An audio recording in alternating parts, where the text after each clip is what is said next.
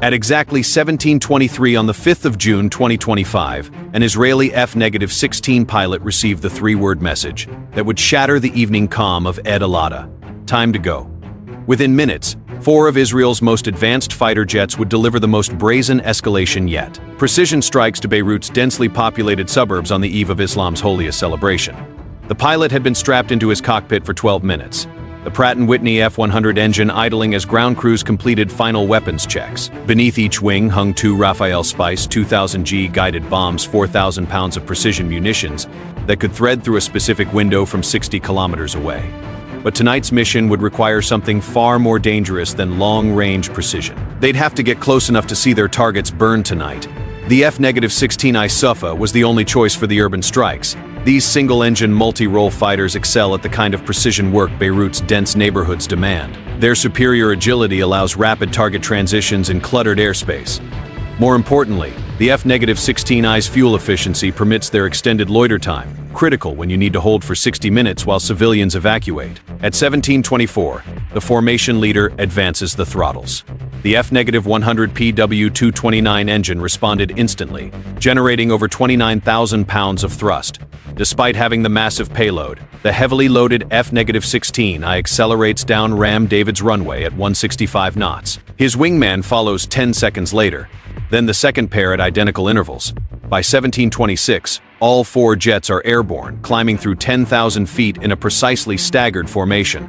The mission profile demands surgical timing. 8 targets are spread across Beirut's southern suburbs, Hadath, Haret, Harak, and Borj Abaraj, plus 2 more in South Lebanon.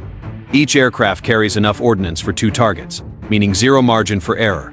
Miss 1 release window, abort 1 run, and the entire strike package unravels. By 17:42, exactly 60 minutes before the first bomb falls, Israeli military spokesman Aviation begins posting on social media. These are not encrypted military channels or diplomatic back channels, but on Twitter and Telegram. The warnings include satellite photos with red circles around specific buildings, telling anyone there that those buildings will be Beirut's latest parking lots in the next hour. This isn't psychological warfare. It is legal compliance with a tactical twist. International law suggests warning civilians when feasible, and Israel documents every warning for potential future tribunals. But those 60 minutes create predictable patterns that military planners exploit. Traffic flows become rivers of intelligence. Which buildings empty immediately? Which see frantic vehicle loading? Which remain suspiciously calm? All of this information is valuable. The pilots stay in a holding pattern at 28,000 feet, monitoring encrypted tactical frequencies as intelligence updates flow from reconnaissance assets. Drone footage shows the evacuation in real time, cars fleeing certain buildings while others remain untouched, inadvertently confirming Israeli targeting intelligence.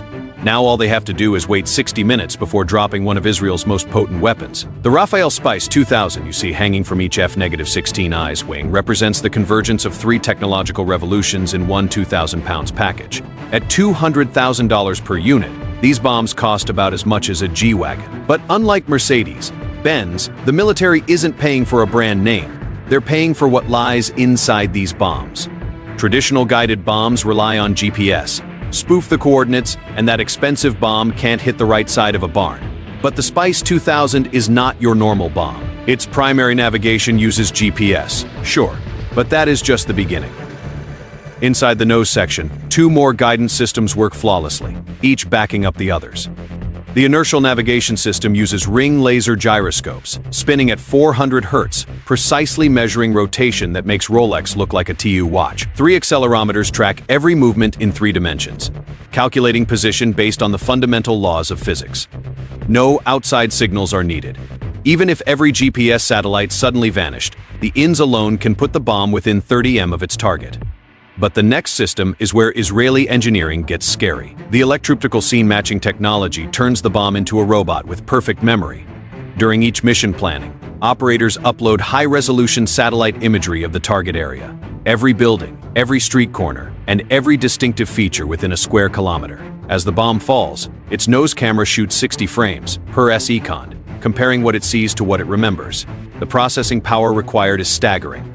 The Spice's computer runs image recognition algorithms that would have required a supercomputer in the 1990s. Edge detection identifies building outlines. Pattern matching locates specific architectural features.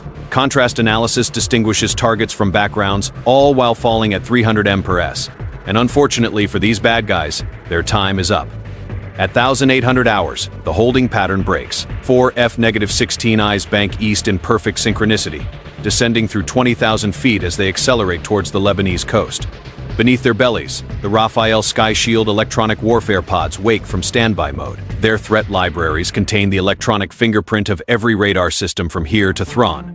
The Lebanese Air Defense Network, a hodgepodge of Soviet-era systems. Some French units and recent Chinese imports light up like a Christmas tree. The aging P-18 spoon rest radar at Tyre pushes out its distinctive VHF pulses. A more modern Chinese GY-27 south of Sidon joins the chorus. Multiple fire control radars probe the sky, searching for something to lock onto. What they find defies physics. The lead F-16I appears to be at 15,000 feet heading north at 350 knots. Simultaneously, it is at 25,000 feet heading east at 550 knots. A third return shows it diving through 5,000 feet. The Sky Shield pod isn't just jamming, it is lying with mathematical precision. Inside each pod, the digital radio frequency memory system performs electronic alchemy. When the P-18 radar pulse hits 150 MHz, the DRFM captures it perfectly. Frequency, pulse, width, modulation, everything. Then it retransmits multiple versions, each slightly modified. Delay 1 by 3 microsecons, and the radar thinks you are 900 m farther away. Shift the frequency by 200 Hz, and your speed looks wrong. Combine multiple false returns, and the operator's screen looks like a 4-year-old's drawing. As this continues, the pilots monitor their radar warning receivers as new threats appear. An SA-6 straight flush radar paints them from the Bekaa Valley, that distinctive high-pitched warble in their headsets. The Sky Shield automatically categorizes it as a priority threat, allocating more jamming power to its frequency band. The RWR symbol changes from solid to dashed, lock broken. But the real genius happens when all 4 aircraft coordinate their jamming. The formation leader aircraft designates itself as the Lighthouse, broadcasting powerful jamming on all major threat frequencies. The other 3 run their pods in Firefly mode. Quick bursts of jamming that appear and disappear randomly. To the Lebanese radar operators, it looks like an entire squadron is out there, maybe 2. Ground controllers at Beirut Air Traffic Control watch their scopes in confusion. Civilian transponders show normally. A Middle East Airlines flight climbing out on schedule, but military primary returns dance across their screens in impossible patterns. Ghost formations appear from nowhere, streak across the scope at Mach 2, and then vanish. Real contacts hide among false ones like needles in electronic haystacks.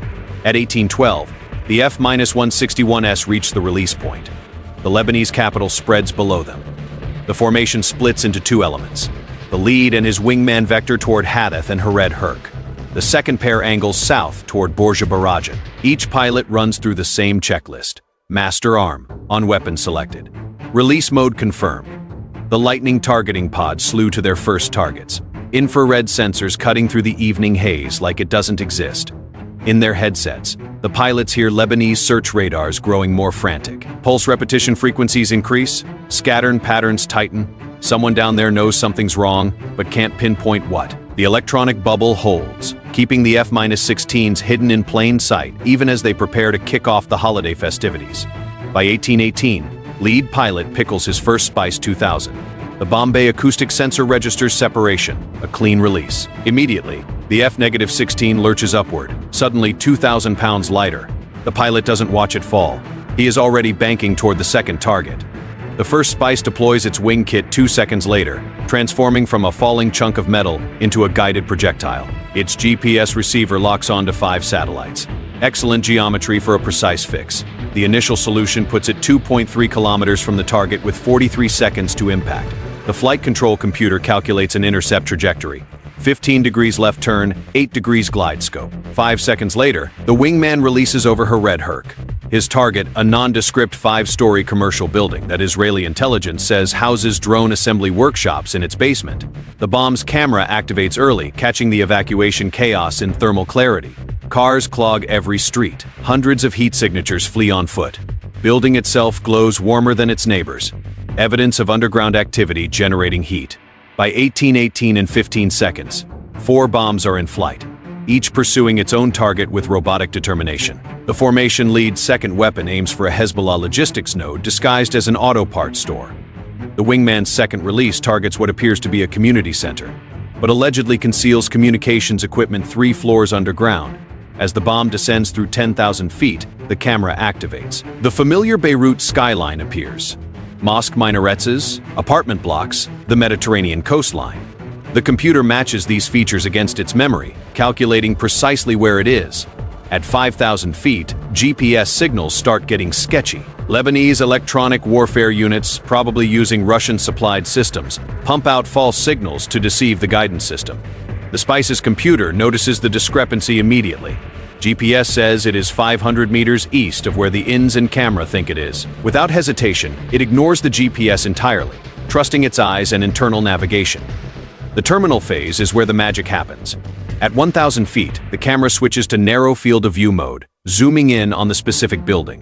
The algorithm looks for pre-programmed features. That ventilation unit on the northwest corner, the distinctive roofline, and the shape of the adjacent parking lot. When confidence hits 98%, the bomb commits to the final approach. Those fins on the tail can deflect 20 degrees in any direction, making corrections 50 times per second. Too much crosswind from the west, the fins compensate. Thermal updraft from the city adjusted.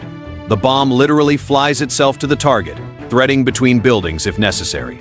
The fuse settings uploaded at Ramat David determine what happens next. There is an impact fuse for surface targets and a delayed fuse for penetration. Tonight, it is all delayed.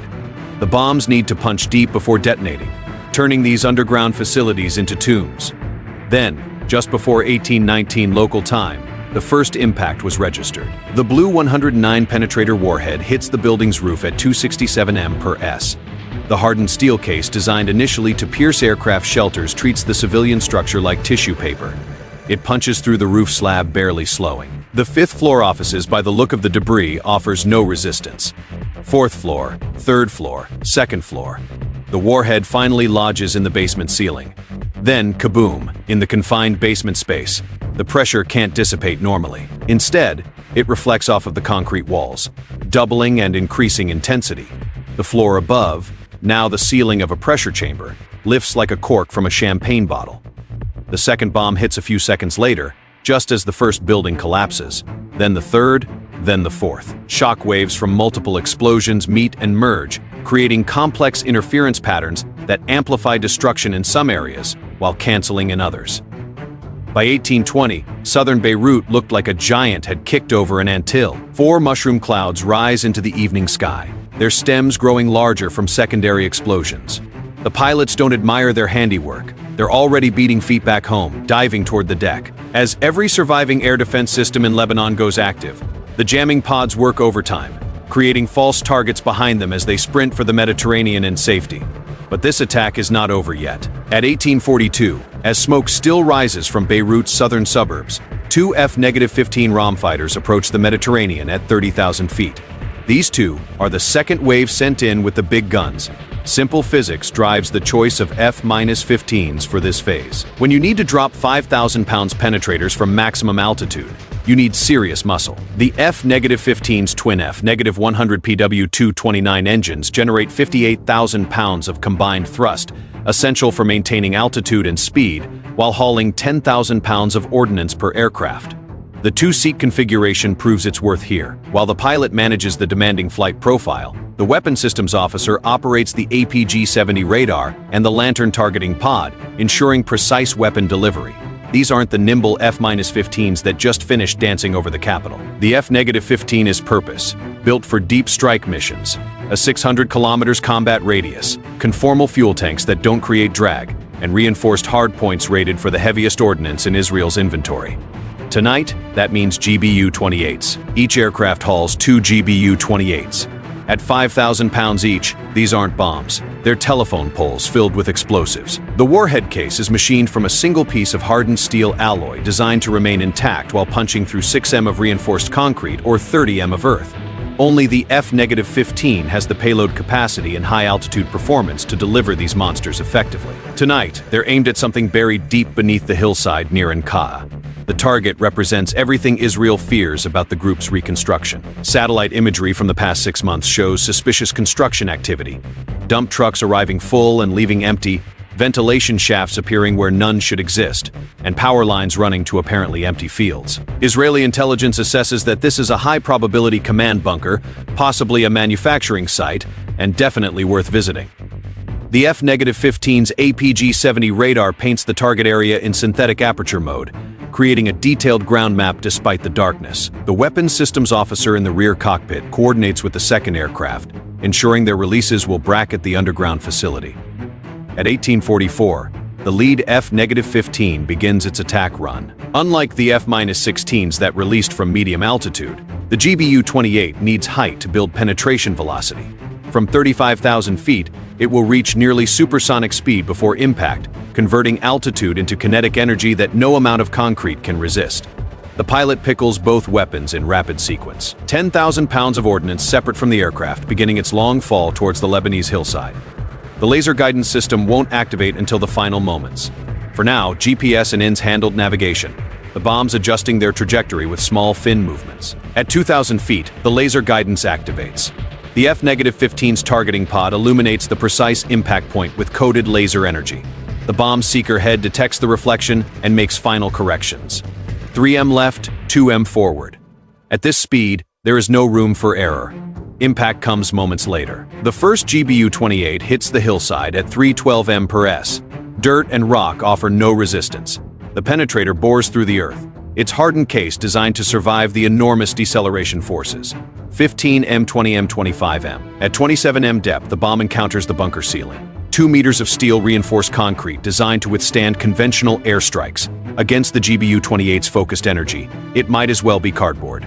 The penetrator punches through and the delay fuse counts down. Unlike the Spice 2000's millisecond delays, the GBU-28 waits a full 0.5 seconds. Enough time to ensure the warhead is deep inside the target.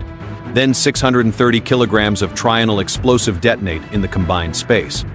The second GBU-28 impacts 2 seconds later 40 m south. Its penetration path intersects a different section of the bunker complex. When it detonates, the two blast zones merge underground, creating a catastrophic pressure differential. Ammunition stocks cook off in chain reactions, and fuel supplies add their explosions to the underground inferno. But the real confirmation comes from the secondary explosions. At 1845, the hillside erupts like a volcano. The ground heaves upward, then collapses into a crater 60 m across. What was hiding there? Weapons, equipment, personnel, is now part of the geological record. Bye for now. Music.